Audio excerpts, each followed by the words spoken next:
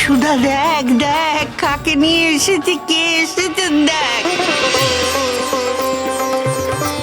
বামদেব ঠাকুর,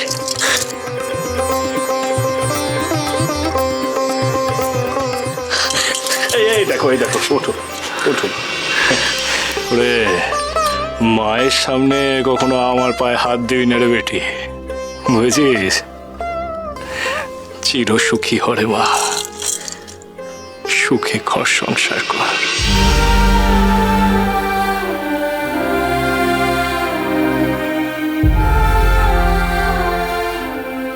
বাবা বাবা, আহা, লগেন কাকা, মায়ের মুখখানা দেখেছো? মায়া মমতায় ভরা গো, প্রাণটা একেবারে জুড়িয়ে যায়। জয় মা। এ তারা তারা তারা তারা।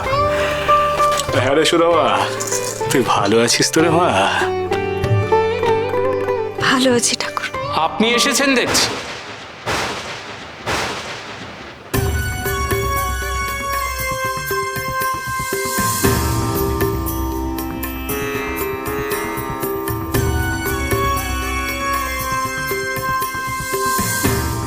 টাকা পয়সা এনেছেন তো?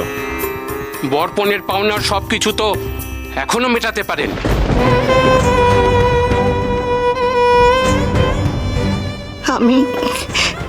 আমি এনেছি। ভালো, আমি পরে সবটা বুঝে নিচ্ছি। আপনি আপনার নাতনিকে ভালো করে বোঝান।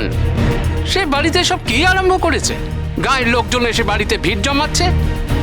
আপনার নাতনিকে ওই সব গান টান বন্ধ করতে বলুন। এমন কথা কেন বলছেন বাবা?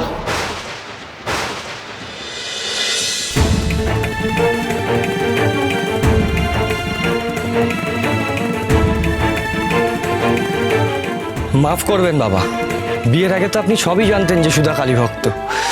বিয়ের পর শ্বশুরবাড়িতে নির্বিঘ্নে নাম গান করতে পারবে এই শর্ততেই তো আমাদের বিয়ে হয়েছিল। শর্ত?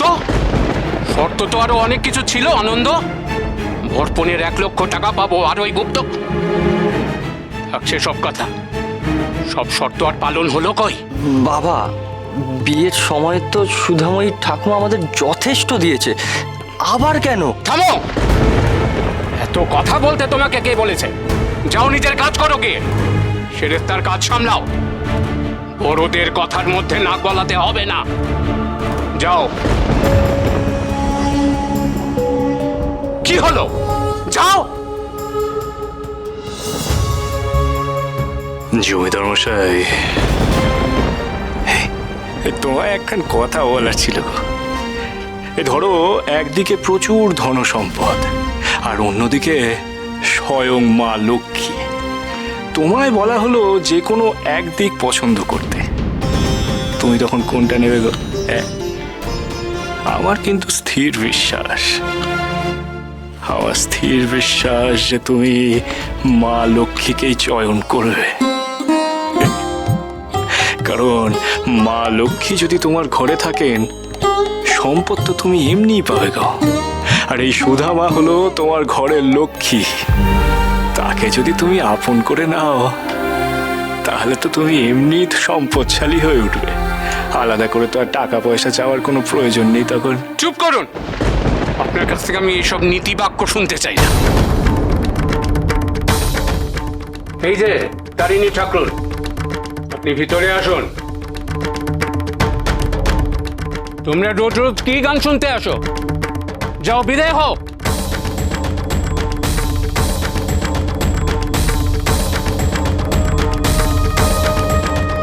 দাঁড়ান জমিদার মশাই, বলছিলাম যে সুধামা তো মায়ের নাম গান করে গো।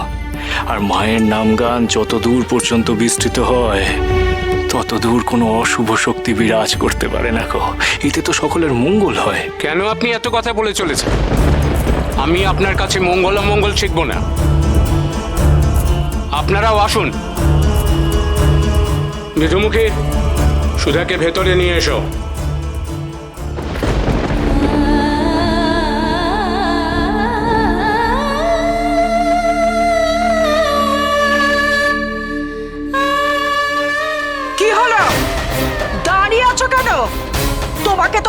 যেতে বললেন?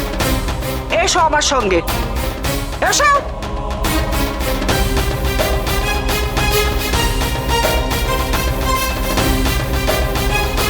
ঠাকুর ঠাকুর কিছু মনে করবেন না ঠাকুর। আসলে কি জানো তো, উনি জমিদার তো, তাই মেজাজটা একটু চড়া। কিন্তু বলছিলাম যে তারিণী ঠাকুর ওরা না ঠিক আছে, এখন থাক, আমি যাই, কারণ ওরা অপেক্ষা করছে আমার জন্য। হ্যাঁ আমি যাই ঠাকুর, আমি যাই।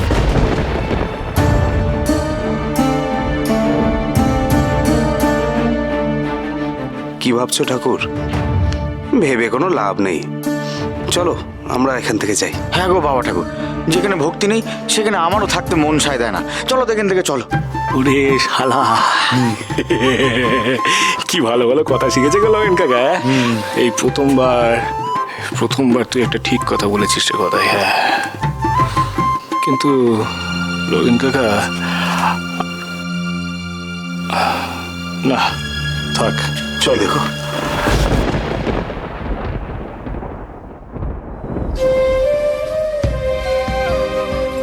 মারে, আমি চললাম রে মা, তুই তোর বেটি সুধামাকে ভালো রাখিস রে। চল মা।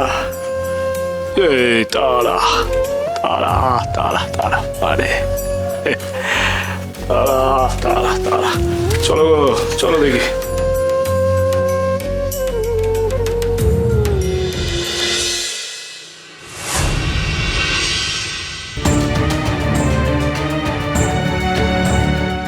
কত আছে এতে? 20,000। কি? মাত্র 20,000 টাকা? এই সামান্য টাকা নিয়ে আসতে আপনার লজ্জা করলো না? কি ভেবেছেন আমরা ভিখারি? আমরা ভিখারি? আপনি ভিক্ষা দান করছেন? এভাবে বলবেন না। তাহলে আর কিভাবে বলবো? বুঝেছো? এই হাব হাতে ছোট ঘরে আমাদের ছেলেকে বিয়ে দিয়ে না আমরা খুব ভুল করেছি। আরে বাবা, এরা কি নোকের যোগ্যী? যা বলেছ, তখন এনার মিষ্টি মিষ্টি কথায় আমার মতিভ্রম হয়েছিল। যান, ওই যা সামান্য খুদকুড়ো এনেছেন নিয়ে বিদায় হন। জমিদার মশাই আমার কথাটা একটু শুনুন। অনেক কষ্ট করে আমি এই 20,000 টাকা জোগাড় করেছি। শুনুন, আপনার এই ধানাই পানাই আমরা শুনবো না। আপনি বিদায় হন এখান থেকে। তারপর আমরাও দেখছি কি করা যায় আপনার নাতনিকে নিয়ে। না না, আমার নাতনির কোনো ক্ষতি আপনারা করবেন না। আমি ও হ্যাঁ, এই তো আমি গয়না এনেছি। হ্যাঁ দেখি।